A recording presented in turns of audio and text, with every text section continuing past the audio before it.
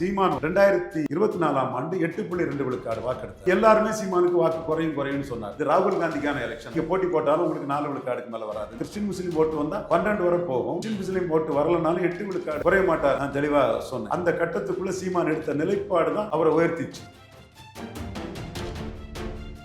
அவருடைய தொகுதி மட்டுமாதான் அவர் ஜெயிக்கிறதுக்கான வாய்ப்பு இருக்கா? சீமானவர்கள் சார்ந்த சமூகத்தினுடைய ஓட்டு வந்து அங்க கம்மியா தான் இருக்கு. 30 விழுக்காடு அதிமுக எடுக்கும் போது எம்ஜிஆர் 60 விழுக்காடு எடுத்தார். 8 விழுக்காடு தேமுதிக எடுக்கும் போது விஜயகாந்த் 40 விழுக்காடு எடுத்தார். லீடருங்க முறையில் சீமானுக்கு வெற்றி வாய்ப்பு இருக்கு. காரைக்குடியை பொறுத்தவரை சசிகலா மேல பற்றுதல் கொண்ட குலத்தவர்களோட சீமானுக்கு வாக்களிக்கக்குள்ள ஒரு சூழ்நிலை இருக்கு.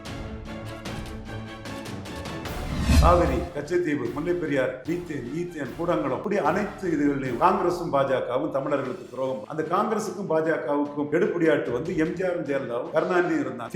திமுக எதிர்ப்புங்கிறது காங்கிரஸ் பாஜக எதிர்ப்புன்னு ஒரு டிஃபரெண்டான ஒரு நிலைப்பாட்டை எடுத்து 8.2 விழுக்காடு வாக்கு வந்தார். கிளவையிலே பாஜக வேண்டாம்னு சொன்னவர் சட்டமன்றத்தில் போய் நின்னதுல எடப்பாடிக்கு லீடர்ஷிப் அடிபட்டு சீமானுக்கு லீடர்ஷிப் ஸ்ட்ரென்தன் ஆயிருக்கு. இதைத்தான் விஜய்ங்கிற போலி பிம்பத்தை வச்சு புறமொழியாளர்கள் வந்து இங்க சீமானுக்கு எதிராக இதை மறைக்கிறாங்க. திராவிட இயக்கம் பேசக்கூடியவங்களும் மறைக்கிறாங்க, புறமொழியாளர்களும் இதை மறைக்கிறாங்க. என்டிஏ ஓட்டை பலகீனப்படுத்தி சீமான் வந்து 17 வரை கொண்டு போறது வாய்ப்பு இருக்குங்கிறத கான்செப்ட். விஜய் வரார். விஜய்க்கு மாற்றுங்கிற ஒரு பெரிய பிம்பம் இருக்கு. இந்த அபிமானம் எந்த அளவுக்கு ஓட் ஆகுங்கிறது மே மாசம் 4ஆம் தேதி தான் தெரியும். பட் சீமான் இதுல விஜய் வியாபாரி, சந்தர்ப்பவாதி, பச்சோந்தின்னு விஜய் எக்ஸ்போஸ் பண்றாரு.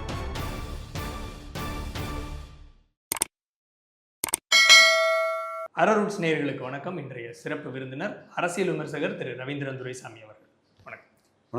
சீமானவர்களுக்கு இந்த தேர்தல் எப்படி இருக்கு? நான் ஒவ்வொரு தேர்தலையும் நான் தொடர்ச்சியா தோக்குறேன், ஆனா எல்லா தேர்தலையும் என்னோட வாக்கு சதவீதத்தை நான் அதிகரிக்கிறேன். அப்போ மக்கள் வந்து என் கூட நிற்கிறாங்க. நான் என்னவா இருந்தாலும் சரி, எத்தனை ஆண்டுகள் ஆனாலும் சரி, தமிழ் தேசியம் அப்படிங்கிறது இந்த மண்ணில் வந்து நான் நிலைத்திருக்கக்கூடிய ஒரு சித்தாந்தமாக உருவாக்குவேன் அப்படிங்கிற அடிப்படையில் அவரு போட்டி போட்டு வர. ஸோ 2026 தேர்தலில் சீமானவர்களுக்கு மிகப்பெரிய சவாலாக விஜய் தான் பறக்கப்பட்டார். இப்போ விஜய் நிறைய இடங்கள்ல கருத்து சொல்லலை, அது ஒரு பேக் ஃபயர் ஆகும் அப்படின்னு நீங்க சொன்னீங்க. ஸோ நம்ம அந்த ஃபேக்டர் கூட நம்ம தள்ளி வச்சிடலாம்.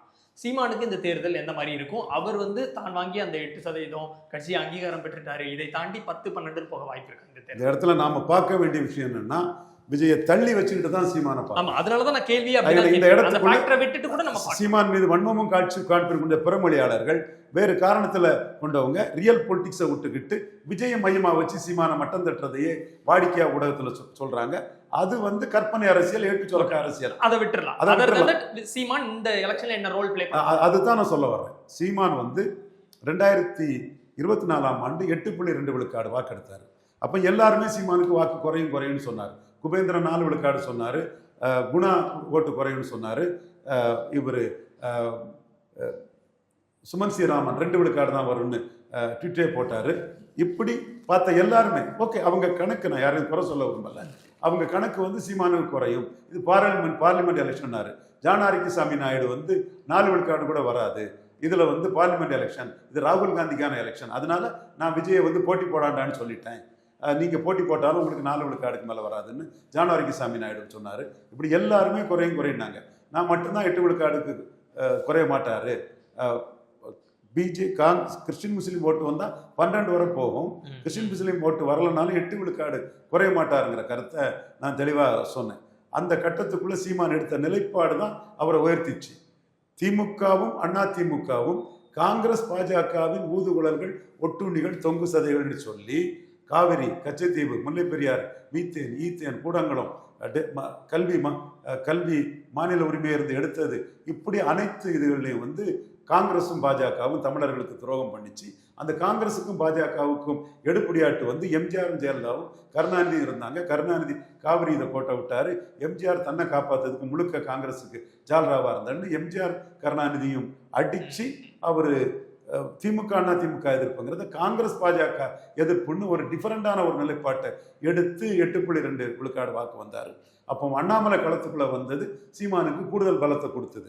அண்ணாமலை பாஜகவில் ஒரு பெரிய தலைவராக இருந்து களமாடும் போது பாஜகவே சேர்த்து சீமான் அடிச்சது தான் சீமானுக்கு லாபம்.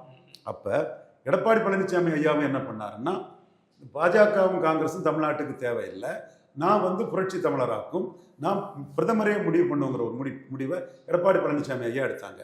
ஆனால் சட்டமன்ற தேர்தல்னு வரும்போது மக்களவையிலே பாஜக வேண்டாம்னு சொன்னவர் சட்டமன்றத்தில் போய் நின்னதுல எடப்பாடிக்கு லீடர்ஷிப் அடிபட்டிருக்கு.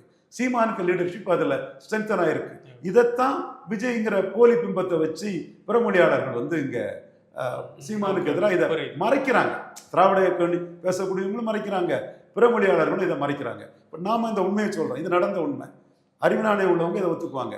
அடுத்து சீமானுக்கு பிளஸ் என்னன்னா, விக்கிரவாண்டி களத்துல நின்னார்.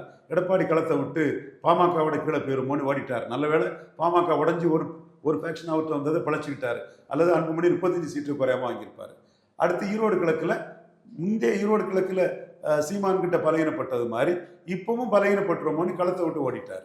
அப்போ சீமான் என்ன சொல்றாரு, களத்தை விட்டு ஓடிய கோழை நாய்கள்னு அவர் கிளைம் என்ன வைக்கிறாருன்னா, விக்கிரவாண்டியில் நின்ன என்டிஏ ஈரோடு கிழக்கில் நிற்காத போது அர்ஜுன் சம்பத் அலர்னாலும் சரி, கல்யாணராம பதர்னாலும் சரி, கோழை நாய்கள் ஓடிட்டாங்கன்னு என்டிஏ அடிச்சு நான் தான் திராவிடத்துக்கு எதிராக தமிழ் தேசியம் நின்றுச்சு. ஆர்கேனாரில் எப்படி திராவிடத்துக்கு எதிராக தமிழ் தேசியம் தான் மாற்றுன்னு 1.1 இருந்து இந்துத்துவா கோட்டை விட்டுட்டு போன சூழ்நிலையில, இந்துத்துவா திராவிடத்துக்கிட்ட விழுந்த சூழ்நிலையில தமிழ் தேசியம் தான் திராவிடத்துக்கு மாற்றுன்னு ஈரோடு கிழக்கில் எனக்கு கிடைச்சிடுச்சு. 18 விழுக்காடு என்டிஏ வாக்குலையும் எனக்கு ஒரு பெரிய அளவு ஷேர் வருங்கிறத சீமான் கிளைம் பண்றாரு. அந்த அடிப்படையில் முக்குலத்தோர்களை எடப்பாடிக்கு எதிராக திருப்புறாரு. ஒரே குட்டையில் உரிய மட்டைகள்னு இந்த நாடார்களை தனக்கு ஆதரவா தாழ கிடப்பாரை தற்காப்பதே தர்மங்கிற அடிப்படையில் அதை முன்னெடுத்து களமாடி அதை தனக்கு கொண்டு வர பார்க்குறாரு. தென் பட்டியல் வெளியேற்றம் கவின் 5 விழுக்காடு பரையர் தேவேந்திரர்களுக்கு இடஒதுக்கீடு உயர்த்தி கொடுக்கணும். இந்த இடத்துக்குள்ள அவர் தேவேந்திர குல வேளாளர்களை தன் பக்கம் கொண்டு வர பார்க்குறாரு. 6 பிராமின் கேண்டிடேட்டு பெரியார் மண் அல்ல பெரியாரே மண்ணு, திராவிடத்துக்கு நான் தான் எதிரிங்கிறதுல பிராமணர்கள் வாக்குகளை தன்வசம் கொண்டு வர பார்க்குறாரு.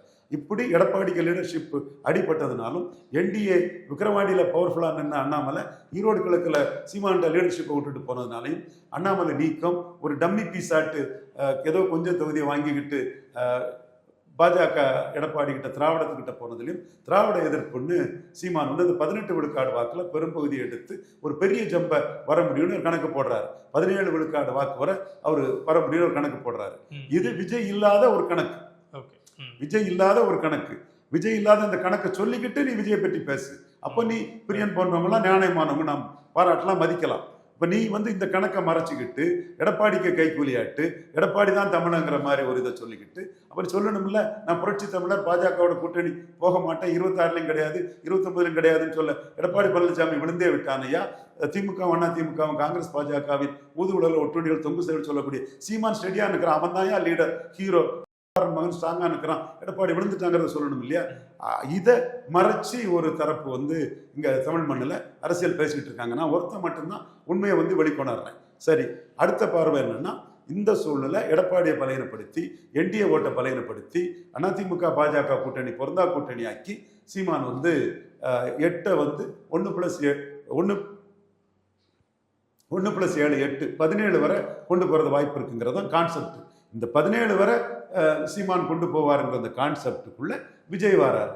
விஜய்க்கு மாற்றுங்கிற ஒரு பெரிய பிம்பம் இருக்குது, பெரிய பாப்புலாரிட்டி இருக்குது. சினிமா ரசிகர்கள் பெண்கள் மத்தியில் அவருக்கு ஒரு அபிமானம் இருக்குது. இந்த அபிமானம் எந்த அளவுக்கு ஓட்டாகுங்கிறது 24ஆம் தேதி மே மாதம் 4ஆம் தேதி தான் தெரியும். பட் சீமான் இதுல விஜய் வியாபாரி, சந்தர்ப்பவாதி, பச்சோந்தின்னு விஜய் எக்ஸ்போஸ் பண்றாரு. ஆரம்பத்தில் தற்கூரி கோமாளின்னு சொன்னவர் தற்கூரி கோமாளி எல்லாம் மேட்டர் கிடையாது. சந்தர்ப்பவாதி, வியாபாரி, பொழைப்புவாதிங்கிறது தான் மக்கள் மத்தியில் அவரோட இமேஜை டேமேஜ் பண்ணும். பொழைப்புவாதிங்கிறது கொண்டு குவிக்க போது ராய்சபாங்கிற பொழைப்புக்காக அவர் ராகுல் காந்தியை போய் பார்த்தாரு. பொழைப்புவாதிங்கிறது ஜனநாயக பிரச்சனை வரும்போது ஒரு 60-70 நாளா மோடி கிட்ட காம்ப்ரமைஸுக்கு ஓடினார். அது முடியாத போதுதான் இன்னைக்கு எல்முருகனை ஒரு 70 நாளைக்கு பிறகுதான் இது பண்றாரு. இது என்னோட வீடியோ பார்த்தாலே விஜய் பொழப்புவாதி, கோழைத்தனமா பாஜக காம்ப்ரமைஸ் பேசினாருங்கிறது தெளிவா தெரியும். அடுத்தால சீமான் வந்து திமுக, அதிமுக, காங்கிரஸ், பாஜக 4ஐயும் எதிர்த்து தமிழ்நாட்டின் துயரங்களுக்கு காரணம் காங்கிரஸும் பாஜகவும் தான். அதுக்கு திமுக, அதிமுகவும் அவங்களுக்கு ஜாலரா அடிச்சதான் காரணம்னு 4 வரையும் ஏபிசிடி எதிர்ப்புன்னு தெளிவா இருக்கிறாரு. இவர் வந்து பாஜகவோட காம்ப்ரமைஸுக்கான சில விஷயங்கள் பேசினாரு. வெளிப்படையாட்டு காங்கிரஸ் கூட்டணிங்கிறத இவர் முடிவெடுத்தாரு. காங்கிரஸ் இவர் பல நிரூபிக்காதவர்னு திமுக கூட போனதுனால தான் கிறிஸ்டின் முஸ்லீம் ஓட்டெல்லாம் திமுகவோட கன்சால்டேட் பண்ணி தான் பாஜகவை நம்ம எதிர்காலத்தில் தோற்கடிக்க முடிய ஒரு முடிவு எடுத்ததுனால தான் இவர் வந்து இன்னைக்கு தனிச்சு நிற்கிறாரு, தனிச்சு நிற்கிறாரு. அது போல இவர் வந்து பரையர் தேவேந்திர குல வேளாளருக்கு 5 விழுக்காடு இடஒதுக்கீடு பற்றி கருத்து இல்லை, கவின் பற்றி இவர்கிட்ட கருத்து கிடையாது. அதே மாதிரி தமிழ் இருந்தவங்க தான் தெலுங்கு மலையாளம் கன்னடங்களில் கருத்து கிடையாது. பாராளுமன்ற கட்டிடத்தில் சமஸ்கிருதம் இருக்கு, ஏன் தமிழ் இல்லைங்கிறதுல இவருக்கு கருத்து கிடையாது.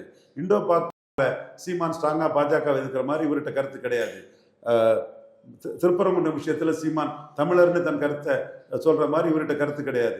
இப்படி பல இடத்துல சந்தர்ப்பவாத ஒரு அரசியலை பண்ணிட்டு இருக்கிறாரு. குறிப்பா சீமான் வந்து 2029 39 கேண்டிடேட் போடுவேன், திமுக அண்ணா திமுக காங்கிரஸ் பாஜகவை எதிர்த்து நான் நிற்பேன்னு சொல்லும்போது தனிச்சே 29 நிற்பேன், 31 ஸ்டாலின் வர்சஸ் சீமான் தானே அவர் உறுதியான ஒரு நிலைப்பாட்டுக்குள்ள சீமான் இருக்கும்போது 29 என்ன நிலைப்பாடு எடுப்புங்கிறத பற்றி விஜய் கிட்ட பேச்சு மூச்சு இல்லை.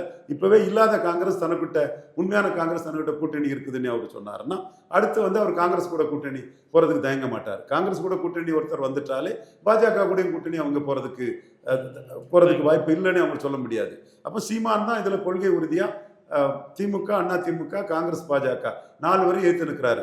இந்த உண்மையும் இந்த லீடர்ஷிப்பையும் சீமான் வந்து எந்த அளவுக்கு மக்கள்கிட்ட கொண்டு சேர்க்கிறாரோ அந்த அளவுக்கு அவருக்கு வாக்கு வங்கி மெயின்டைன் ஆகும். பிரெடிக்ட் பண்ண முடியுதா உங்களால? இத்தனை முடியல. பட் கண்டிப்பா 8 தாண்டற ஹைக் இருக்கும். கண்டிப்பா 17 வரை விஜய்ங்கிற ஃபேக்டர் வரலன்னா வந்திருப்பார். இப்போ விஜய் ஃபேக்டரை பயன்படுத்தி அதை தனக்கு எந்த அளவுக்கு சாதகமாக்கணுமோ அது செய்ய வேண்டிய நிலைமை தான் சீமானுக்கு இருக்கு. விஜய் ஃபேக்டர் எடப்பாடியை கடுமையாக பாதிக்கும், ஸ்டாலினை ஓரளவு பாதிக்கும், சுயேட்சைகளை நோட்டாக பாதிக்கும், சீமானையும் பாதிக்கும். ஆனால் விஜய் ஃபேக்டர் இல்லாமல் எடப்பாடியை பலகீனப்படுத்தி என்டிஏ ஈரோடு கிழக்கில் விட்டுட்டு போனதுனால, ஆர்கே நகரில் நோட்டா கீழே பிஜேபி போனதுனால இந்துத்துவாவை பலகீனப்படுத்தி தான் சீமான் திராவிடத்துக்கு மாற்றா வந்தார். அதே மாதிரி ஈரோடு கிழக்கில் துண்டக்கானம் துணிய காணம்னு ஸ்டாலின் அரசை எதிர்க்க முடியாம விக்கிரவாண்டியில் எதிர்த்தவங்க, வன்னியர்களை நம்பி எதிர்த்தவங்க ஈரோடு கிழக்கில் யாரையும் நம்பி எதிர்க்க முடியாம ஓடனால தான் சீமான் இதில் வளர்ச்சி அடைகிறாரு. விக்கிரவாண்டியில் ஈரோடு கிழக்கில் களத்தில் நின்னதில் வளர்ச்சி அடைகிறாரு. 4 கட்சிகளை எதிர்த்திருக்கிற வளர்ச்சி அடைகிறாரு. இந்த புள்ளிக்குள்ள விஜய் வர்றது வந்து ஒரு பெரிய ஒரு பிம்ப அரசியல் கட்டமைக்கப்படுது. இதோட தாக்கத்தை தாண்டி கமலஹாசனை எதிர்கொண்ட மாதிரி சீமான் எதிர்கொள்ள வேண்டிய ஒரு கற்பலின் டாஸ்க்ல அவர் இருக்காரு. இப்போ அவரே வந்து போட்டிடுறாருல்ல, ஸோ அவருடைய தொகுதியில் எப்படி இருக்குது அப்படிங்கிறத நம்ம பார்க்கணும். ஏன்னா குறிப்பாக கேஸ்ட் ஓட்டுங்கிறத வந்து நம்ம தள்ளி வைக்க முடியாது. ஆனால் சீமானவர்கள் சார்ந்த சமூகத்தினுடைய ஓட்டு வந்து அங்கே கம்மியாக தான் இருக்குது, முக்குளத்தோர்களுடைய வாக்குகள் தான் அதிகமாக இருக்குது. அப்படிங்கிற பட்சத்தில் சீமானே நேரடியாக களத்தில் நிற்கிறாரு. அவருடைய தொகுதி மட்டுமா தான் அவர் ஜெயிக்கிறதுக்கான வாய்ப்பு இருக்கா? அங்கே கேஸ்ட் எப்படி வந்து பிளே ஆகுது? சீமான் ஒரு லீடராட்டு 30 விழுக்காடு அதிமுக எடுக்கும்போது எம்ஜிஆர் அருப்புக்கோட்டையில் 60 விழுக்காடு எடுத்தார்.